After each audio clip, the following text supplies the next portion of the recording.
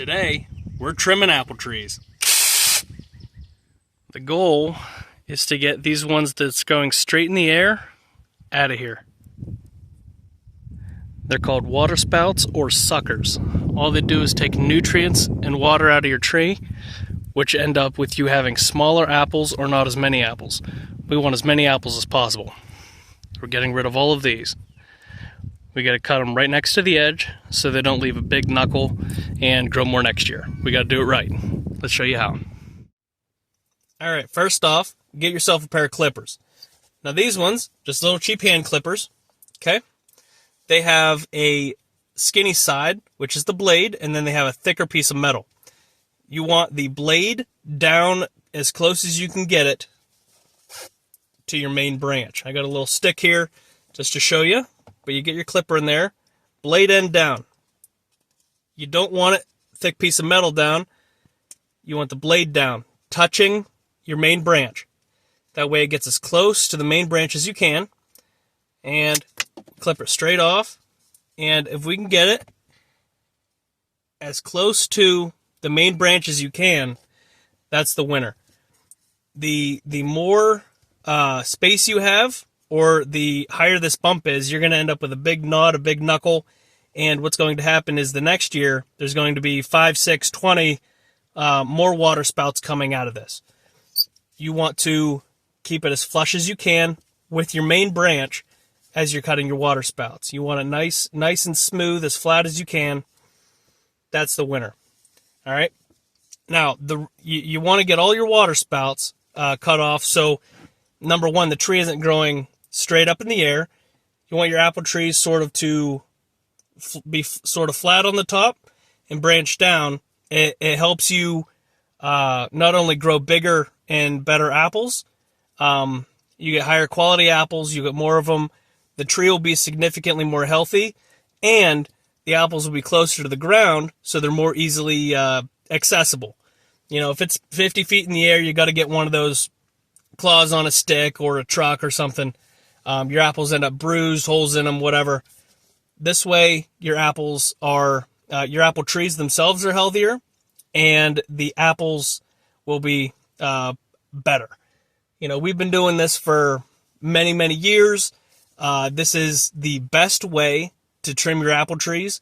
You'll get the best results. This is collective experience. You know, whoever it is, you know, even if you're own an apple orchard yourself, I promise you my apples are better than yours are. And this is one of the reasons why. So stay tuned. We're going to trim up a couple apple trees today, and we'll get her done. For right now, this is clippers, and for, you know, the super thick ones, I haven't been around the last 2 years, so a couple of the water sprouts have grown big branches like this, so I got a little handheld battery-powered chainsaw I'm going to be using to help get rid of those, but today's all about the water spouts. Alrighty, I'm up here on my stepladder. Got a couple branches over here. This one, you know, it has a nice little blossom here, but it's gone. It's going straight up in the air, not the direction we want to go. This one here, gone.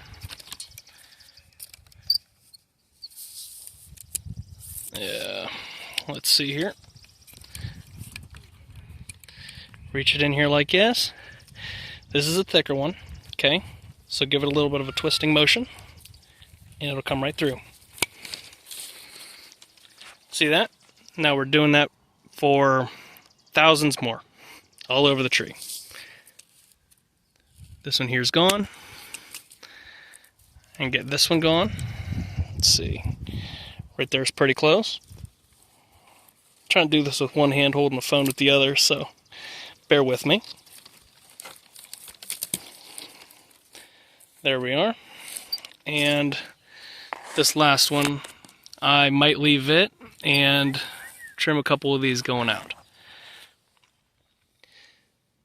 For the ones that's way out there, I have longer clippers, and for the thicker ones, we got the chainsaws. Alrighty, let's get back to work. If you have ones where it curves up like this, usually at the end of the branch, see how this has a bud here? if you cut it right above the bud, this branch will go down. See, if you cut it at any of these growth points with these buds, it'll grow a new branch in the direction that those buds are facing.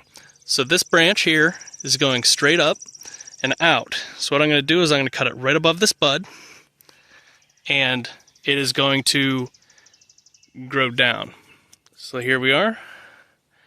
It's going to get right above it. Trim that there. And at this growth point here, it is going to grow a new branch instead of going straight up and continue up forever. It's now going to continue more out in a linear fashion. Okay, there we are for these outlying branches. This one here, deer bit that off, but you could take it right at the end, right at a bud that is facing down. Come on, focus. There we are. A bud that's facing down, and it will continue to grow out and down. That's what we want. We want them, all these ones on the top, they're all going to be gone. These ones that come down, we're going to have them continue to go down and out. These ones here that I showed you in the beginning, they're on the thicker side. You know, I do have clippers. They're similar to the handheld ones, but they have longer handles. Those do give you a little bit more power. You can also use hand saws. For me, I'm using a chainsaw.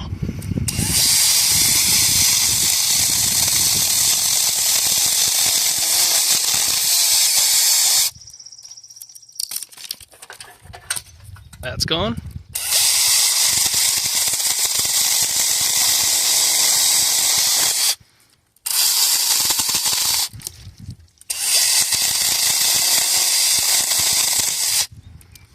Okay, and similar rules apply. You want this as flush as you can. These little scuffs were no good because that goes on this branch, but I'm holding my phone recording this, so we'll deal with it.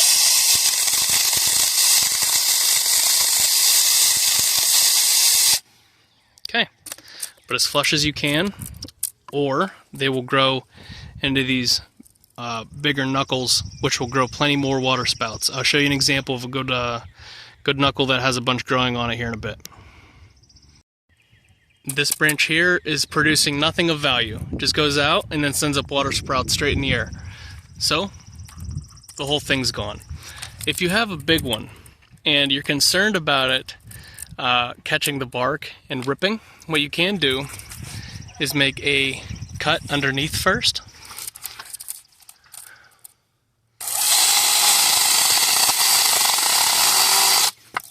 Okay, get it started underneath and then go on top.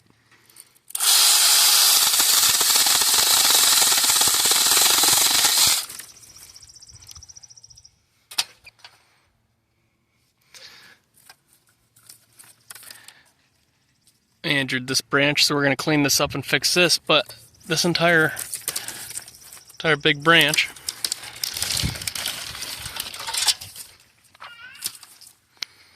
it's not producing anything. Just comes out, sends the branches straight up in the air. Those won't get apples for another 10 years or so, and it's going in the wrong direction that we don't want it anyway. Gone. And while we're at it, let's get back up in here. Because I'm using this one-handed for the camera, I injured this, so that's alright. We'll get rid of it. These branches these trees are so well established and old that they heal from these very quickly, and they got so many branches, can't even see through them, so it's alright if one or two gets injured just for your education purposes. Now, this here, for example, is too long of a branch there that I left. You want to get those, as I was saying before my phone rudely ran out of storage, you got to cut these flush. That was too long of a bump there. And then other ones you see while you're up here, go ahead and trim those as close as you can. You want to get rid of these bumps, if at all possible. One more tidbit of advice is if you have bigger cut sections on here, they do have healing paste and grafting tape for trees. You're more than welcome to use those, and it'll stop infections and help it speed up the healing process. I'm not using any. Like I said, these trees are so well established, these will be scabbed over and heal on its own very, very quickly. My trees are extremely healthy, and that's not necessary for me. But if you feel that it is for you, if your tree was sickly or is recovering or you're cutting too much off, go ahead and use those products. And now that we have those basics out of the way of, a lot of your information that you're going to need, I'm just going to start trimming, and I'll throw the camera somewhere and we'll see how it goes.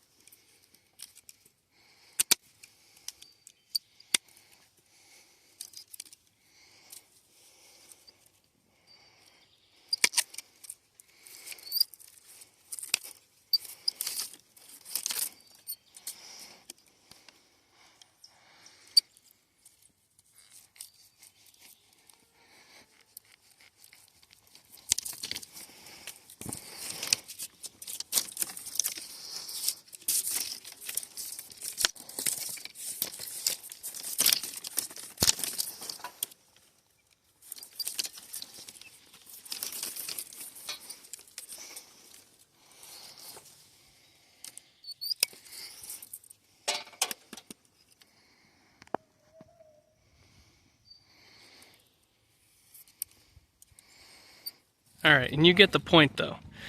This side of the tree has them all going straight up.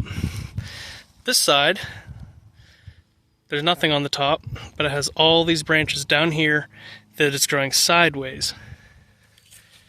And that will lead to a significantly healthier tree. Get rid of all these up here. All it's going to do is grow leaves. It's going to shade the rest of your tree and stop your apple production. Mow the top of the tree down. Let these long sideways growing shoots grow. And they will branch out on their own with a ton of really big, super helpful, super healthy apples. You can tell which one's which here.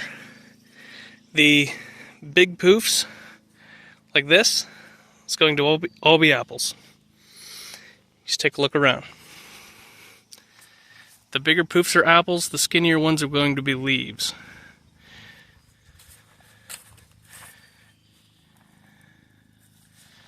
Yeah, your branches will continue to branch out.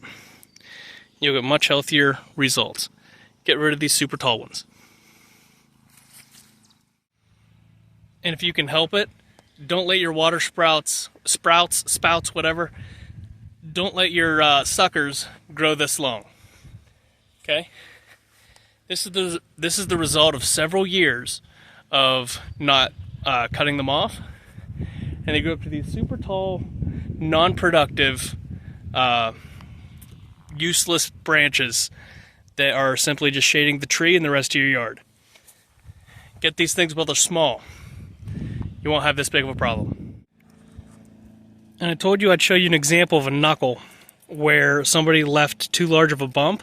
That's this right here, where you could see it's a bump that's elevated off of the tree, and it has a ton of only water spouts, only these suckers growing out of it. They're going to go straight up.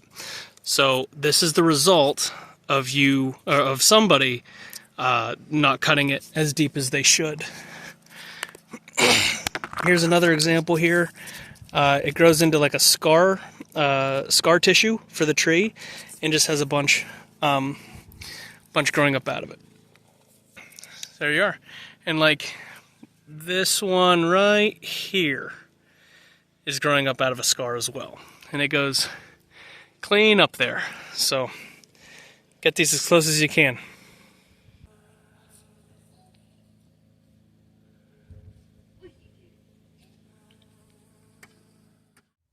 And for some final thoughts here, you want to be trimming your tree during the spring or the fall time before the leaves finally come out. Now, there could be buds and stuff, but you want to do this when there's no leaves actually blooming. And the reason for this is, number one, you're stopping the growth of those leaves so that the energy stores of the tree can focus its energy on the rest of the tree, number one.